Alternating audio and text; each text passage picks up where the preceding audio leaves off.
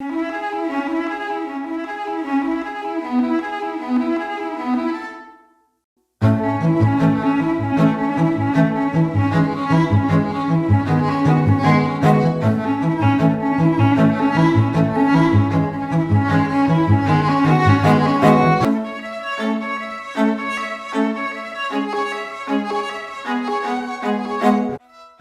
to Mystical Connections, Let Your Life Speak, where we will take 33 principles that we've found in the 11 major religions of the world.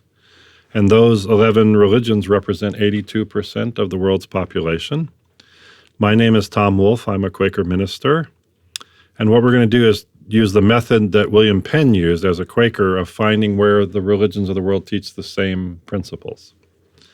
So our guest today is Lacksmi. What we're talking about today with Lacksmi is 6 different things about God's wish for those who love him. Mm-hmm. And that's part of the 33 habits. It's the part that I put under proper effort, making an effort to do God's wish. And Lacksmi, welcome. And is there anything you would like to say about yourself? Thank you. I was born in India and immigrated to this country about 35 years ago.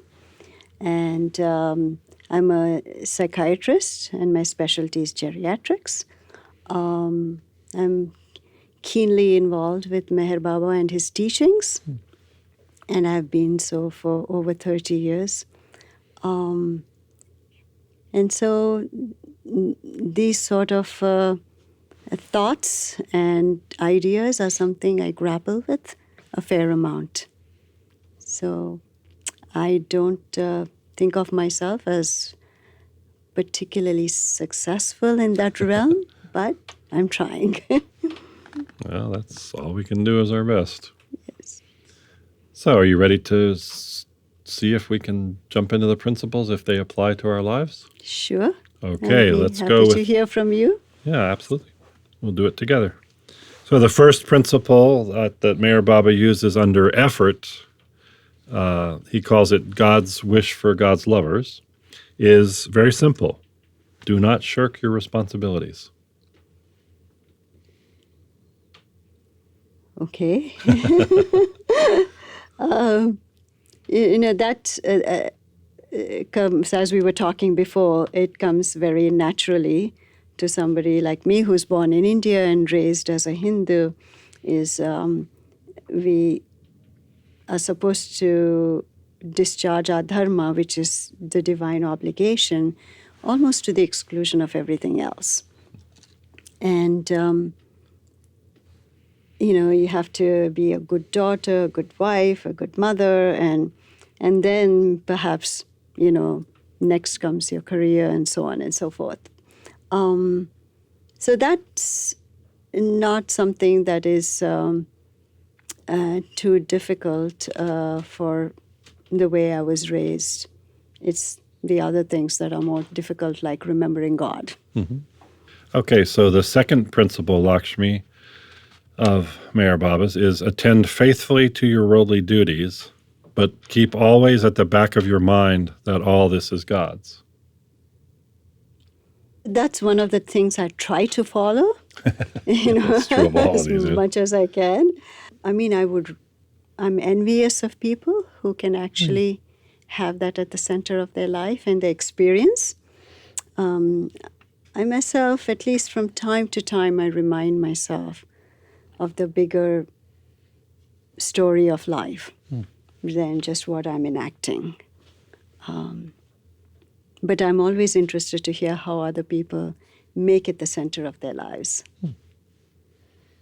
One of the stories, Lacksmi, I like about this one is, as I think you may know, that Gandhi and Meher Baba were on the same boat. Yes. Rajputana, I think was the name of it. That is correct. When Gandhi was coming to the round table conversations in Britain. And when Gandhi got off the boat, the first thing they asked him was, what did he think of Western civilization? I don't know if you've heard this. He said, I think it would be a good idea. The second thing that they asked him was, what was the difference between the Hindu faith and the other world religions? And he said there were two differences. One was the protection of cows, that no other religion in the world protected cows. Okay. But the second one was to leave the results of all action to God, karma yoga. Mm-hmm. So to me, this is the essence of karma yoga, that you attend faithfully to your worldly duties, but you keep in the back of your mind that it's all God's. Mm. And Meher Baba used to use the analogy of the ladies with the gamelas on their head. Yes. And he said, they look like they're not concentrating on anything. They're talking and gesturing, but they are being very aware at all times that their balance is just right to keep all the goods balanced on the top of their head. Yeah, and So- I entirely agree with that aspiration. Mm-hmm. And how how does one actually do it? In practice. But that it resonates very much with me, the karma yoga part of it, because we grew up with stories of Krishna and Rama and Arjuna. Karma yoga is doing your best and leaving the results to God. No, that's essentially what this. That's basically karma yoga. So to be attached to the work you do, but not attached to the results. Right. Yes. And, in my personal life right now, I'm going through, a crisis. Oh. And so it's very helpful for me to think in those terms.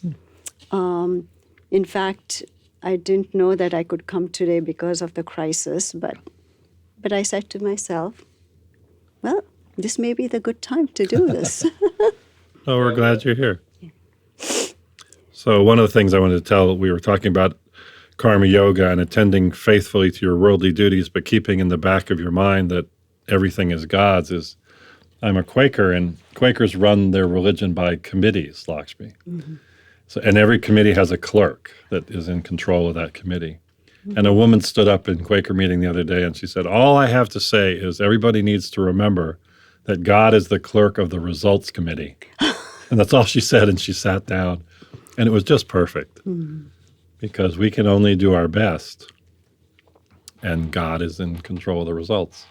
Were you exposed to that idea through the Bhagavad Gita as you grew up in India? Well, absolutely. The concept of karma Sure. is very, very strong to the point of pathological passivity, which is, that almost seems like a character flaw at sometimes. If you carry it to an extreme, oh, God will take care of everything. It's my fate sort of thing. So it's like a counter-reaction to that. I felt it was wrong to be that way. And especially when it came to, social realities and so on and so forth. So I took the opposite approach, is to be, no, it's, why should God have to deal with all of this? It's our problem. We should deal with it. And so on and so forth. And also I got a Western education in the English language, so I was exposed to Western ideas, which I thought made so much more sense, because there was a focus on, social justice, that sort of aspect of Western thinking, which I was quite drawn to. And but this belief in karma is so strong. It's part of our DNA, actually. You can't escape it. And so even though I was acting Western, my sentiments were quite Eastern in that way, if you can call it Eastern and Western. And so, but gradually as I grew older, there was more integration of the two. And I began to, after, reading Meher Baba's God Speaks and also the discourses, that integration has been much easier for me. And I can never tell the difference between whether this is age-related or knowledge-related or experience-related. But no matter, I'm happy to have that sort of integration happening. And now I feel, as I said, I'm going through a crisis right now. But it's very comforting for me to say I'll do my best, and the results are not up to me. And There you go. actually, sort of believing it. Right. And it is. So that's that. It is. Did you say karma yoga part of it? What was your question? Well, Did- I think it's the essence of karma yoga. He's Is just it? saying attend faithfully to your worldly duties, but keep in the back of your mind that it's all Yeah. God's. Yeah, You can't so- control the results. Yeah. Yeah. And I right now that sits very well with me Yeah. at this point in my life. Well, what I hear you saying is that though you've seen sort of what you called a pathological excess, and I agree with you, Islam has that same thing where it's all Allah's will and you don't do anything. There was a story once where there were two Westerners and a Muslim in a boat, and a child fell overboard, and the guy said, it's Allah's will. And they jumped in and saved the child because they were Westerners and they weren't about to let the child die because it was whatever God's will is. But it seems like you're coming around now being trained as a Western scientist and seeing that there's also value in doing your best and letting go of the results, whatever crisis you're in. Yeah, So you're finding a balance the other way back, the other way around. absolutely. I mean, Krishna tells Arjuna, you're a warrior. This is your dharma, which Yes, sir. means this is your divine obligation to go to war and kill your own cousins. Yeah. He said, because I'm the one in charge. Kurukshetra. I mean, but yes, that is, all Hindus know that. But sometimes, at least people I know, would ascribe fate or karma to things that they themselves had undertaken and, messed up, Sure. that sort of thing. So, And what Lacksmi is referring to is the opening scene of the Bible of the Hindu religion is the battlefield at Kurukshetra, where Krishna is asking somebody as their duty to fight, and he doesn't want to do it. And Krishna explains the law of karma, that it's you're here in this moment to do this, and it's God's will. And you know the story better than I do, I'm sure. But it's the opening scene of the Bhagavad Gita, and the karma yoga is explained. this was, they were being, the Pandavas, the five brothers, were being defrauded by their cousin Duryodhana from being rightful. There's always a backstory to everything, but they were dealing with injustice in the way you understand it. Yeah, big time injustice. Yes. Yeah. Enough to go And- to war over it. Yes, and they had to go to war over it to reclaim their lands and be the rightful heir. And so there was justification. But the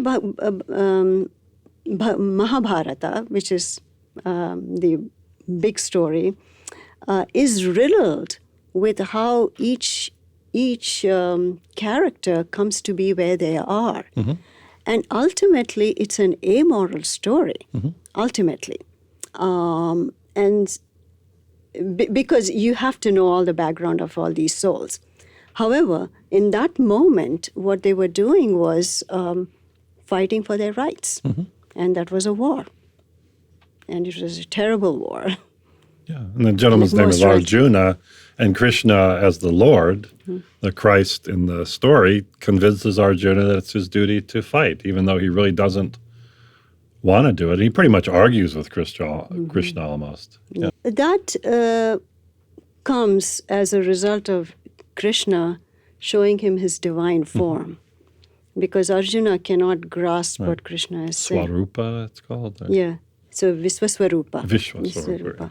So he shows him his divine form, and of course he can't handle it because he's a mere Mortal. human being. Mere- Yes, mere human being. Although he's very fond of Krishna and he is very devoted to him, he's not.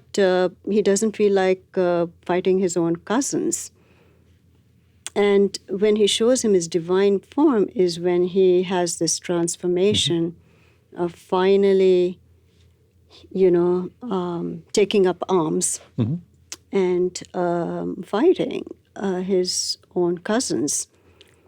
And there's also another little story where, then his ego, because he's having so many successes in the war, and and Krishna does not bear arms. He only drives his chariot. And Arjuna says, look, I'm doing so well. He said, you think you're doing so well? Let me get off the chariot and show you. And he gets off the chariot. The whole chariot burns to ashes. And he said, I'm behind everything. Everything that you do, yeah. Yeah, everything you do. So what does that mean? Does that mean that every bad thing we do, God is behind that? It begs the question, I think. The way I hold that, Lakshmi, see if this works for you, is bad things that I do, I end up suffering. So in a sense, God is behind that in the sense that the law of karma, that things have justice. I learn that things are not what I want to do. So I'm doing it, but there's no way to beat the law of karma. So when you suffer because you do something wrong, in a sense, that's God's will, because the pain that you experience from doing something stupid shows you that you don't want to ever do that again. So you can't beat the system. You can't do foolish things and not suffer. So that's how I hold it anyway. Yeah. Yes, it's suffering, and I would even go a slight step beyond that. If you think of the whole thing as a play, and God is the playwright, sometimes you're given the role of a hero and sometimes a villain, sometimes a victim and an oppressor, so on and so forth. So that sort of takes away the. I shouldn't say it takes away the sting from our actions, but I still do believe we do have moral responsibility. Sure. However, if this is a play and the script has been written, then you just enact the script. And that's utterly the Hindu part of me speaking. Okay. That's not the Western scientist part. No. And so I do, however, believe within the script, I try not to be sort of self-righteous if I can, but I cannot help it. That I'm the good person, everybody else, not everybody else, but the people who don't think like me they're are wrong. not the good people. Oh, yeah. I cannot help it. However, I do at least pause for a moment and say, well, probably the next time I'll come back. Who knows, Yeah. So not to be so overly judgmental. Sure. But this sort of leads to the next principle. What you mentioned is, Mayor Bob is saying the next principle is, when you feel happy, think God wants me to be happy. And when you suffer, think God wants me to suffer. That's a principle? That's what it is. Yes, that was. Okay. That was what he said. Oh, I wish I had heard that before. I'm not sure what to make of it. Well, for me, it's. I was under the impression it doesn't matter what's happening to you. Try to be happy, something like that. In His love. I assume that means that, yes, whatever ills and good things are visited upon you, this is what God wants. Yeah. It's possible that's what it means. I can, I would agree with that. That's as I said, if God is the playwright, then that would make sense. But when I'm happy or when I'm suffering, I don't really think in those terms. Yeah. I think this is what's happening to me, and this is my reaction. Sure. That's how I would see it. This one, to me, has always been experience what you experience fully. Sort of take it into a Western psychological realm. If he says, when you feel happy, think God wants me to be happy. When you suffer, think God wants me to suffer. I take that to mean fully experience happiness and fully experience suffering. And that you don't have to second guess your own experience. You don't have to say, well, I shouldn't be suffering. If I were a better person, I would, feel all shamed about it. If you're suffering, as I was saying earlier, if I'm suffering, I always say, okay, there's a lesson. There's got to be a reason. There's got to be a cause to the effect of suffering. And that's how I'm able to hold even things I do wrong as God's will, in the sense that I'm going to pay the price for it. But anyway. I'm not sure paying the price for is the way I would think about it. Okay. We can still be friends. I would say more,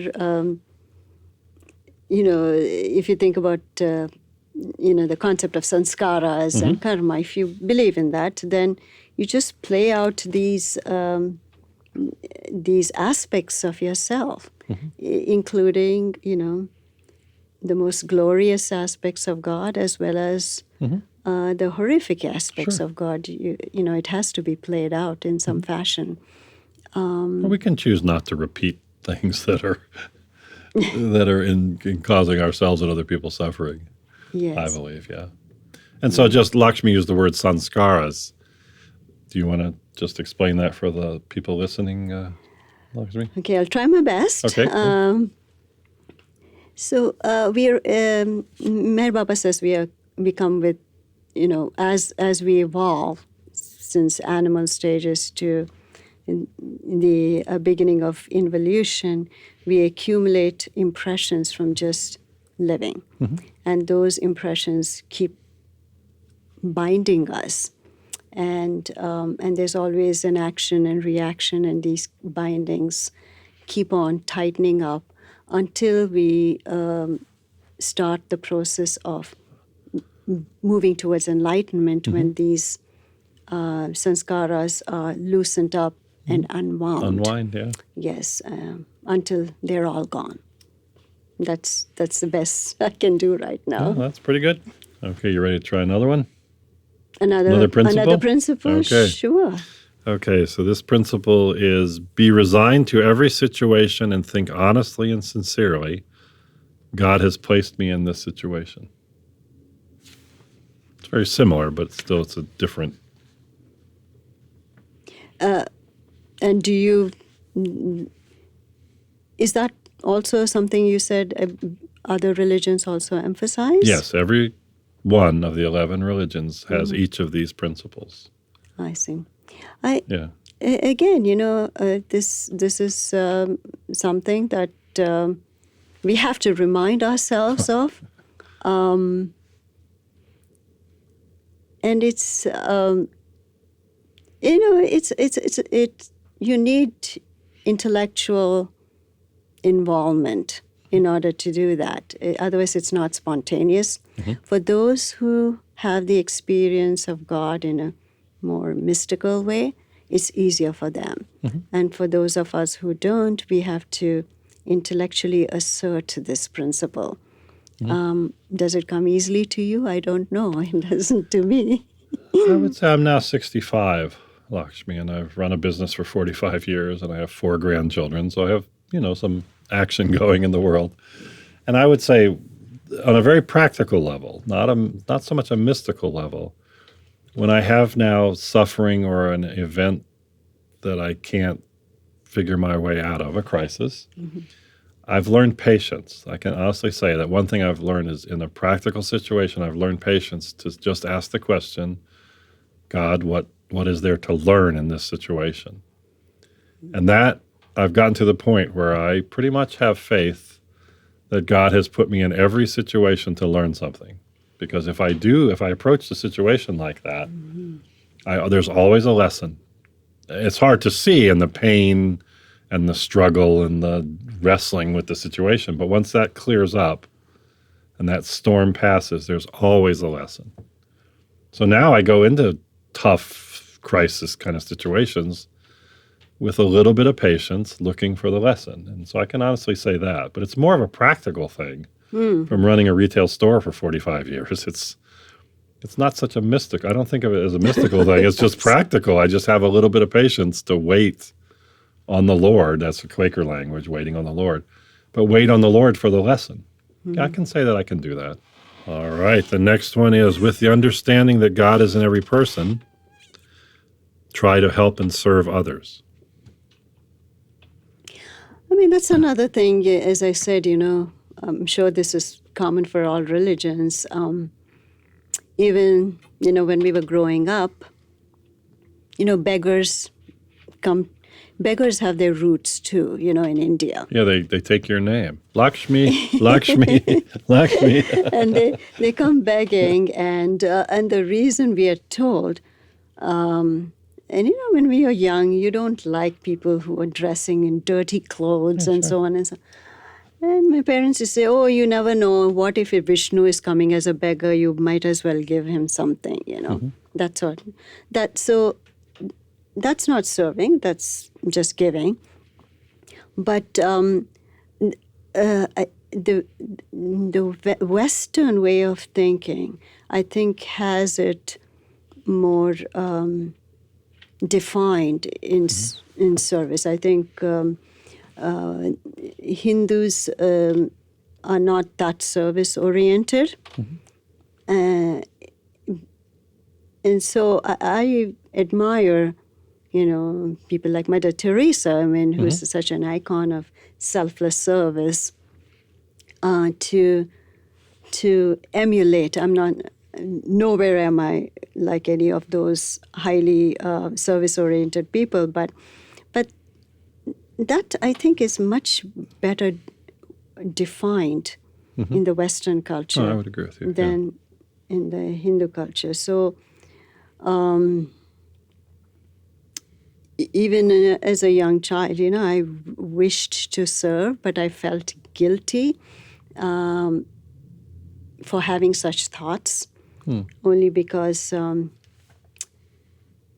it was explained to me that your family comes first, and you should always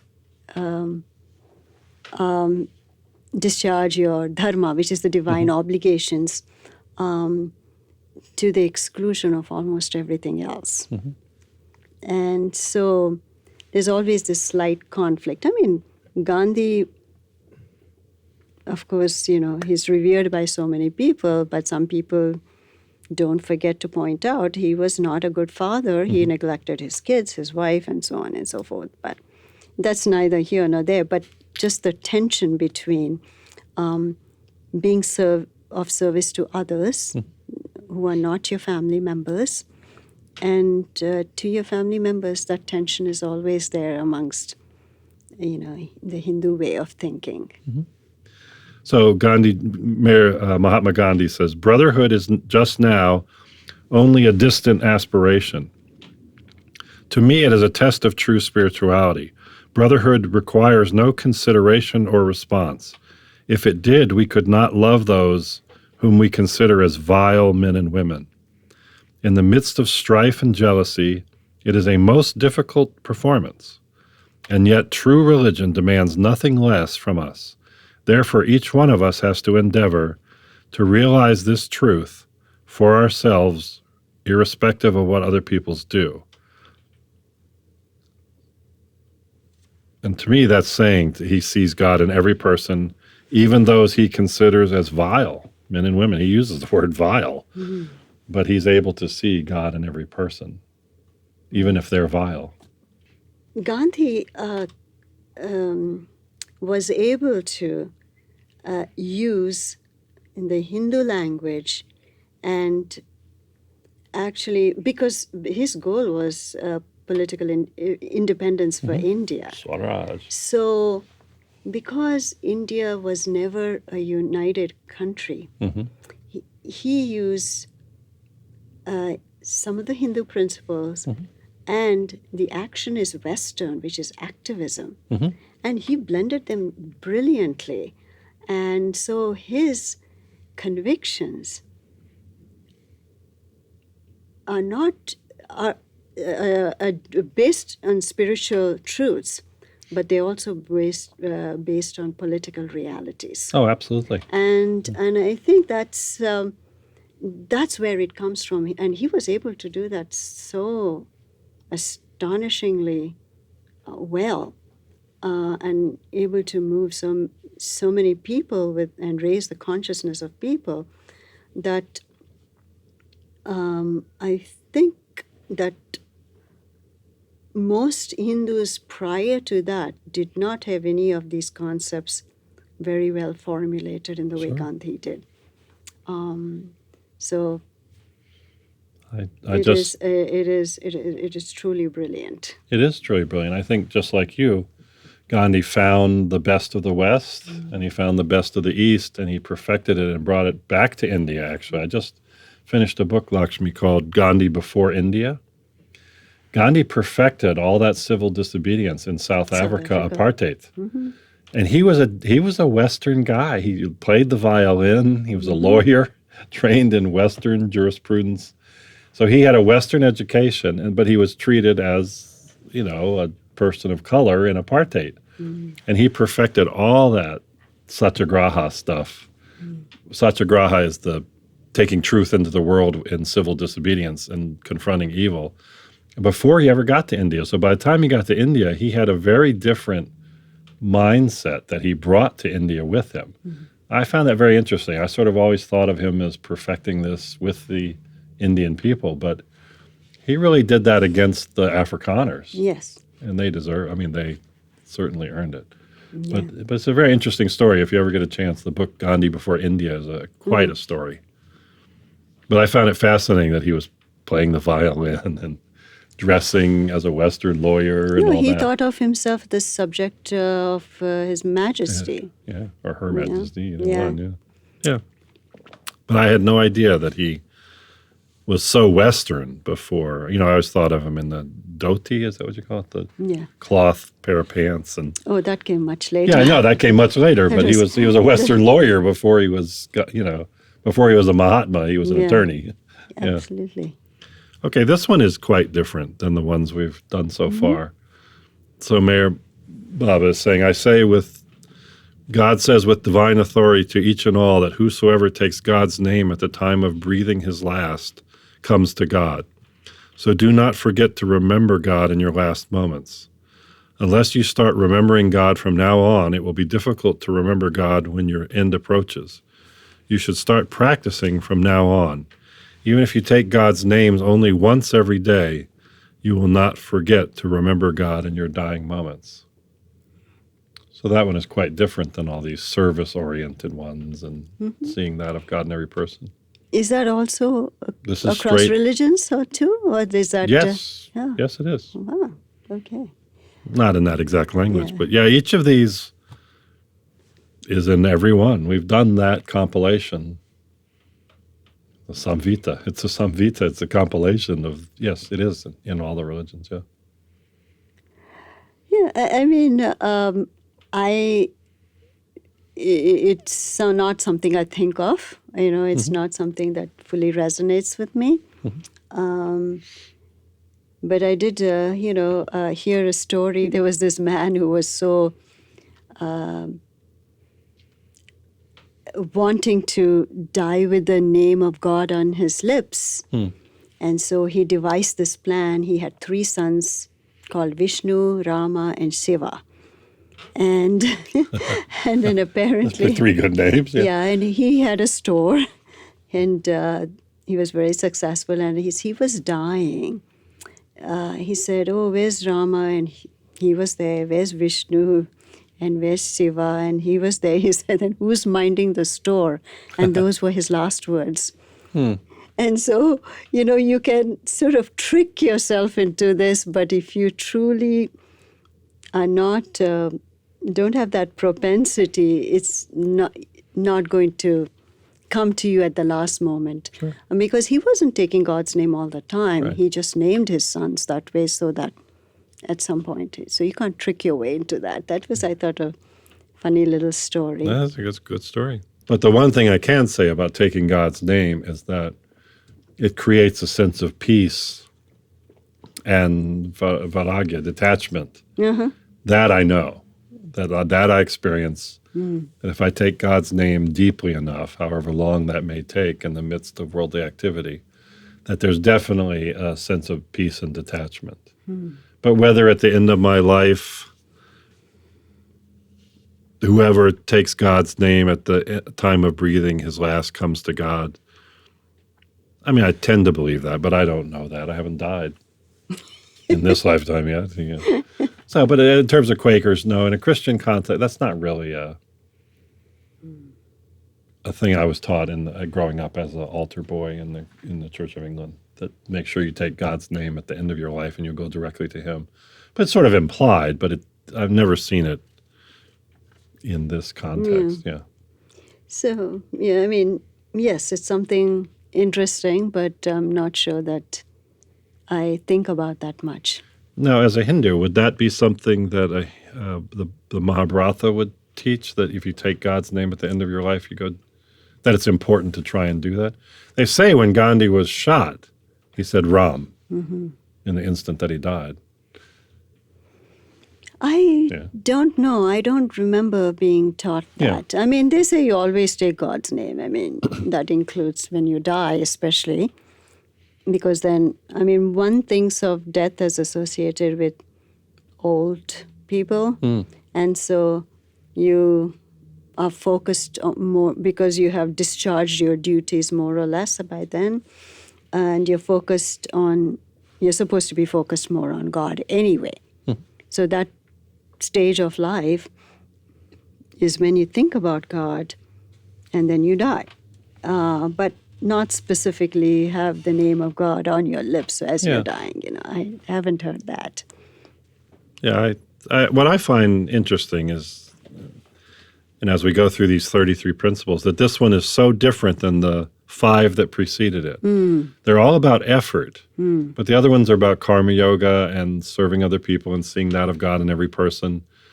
And there's a real resonance there. It makes sort of logical, intellectual sense. And then there's this last one that just says, it seems, I say with with divine authority that you go to God if you take God's name at the end of your life.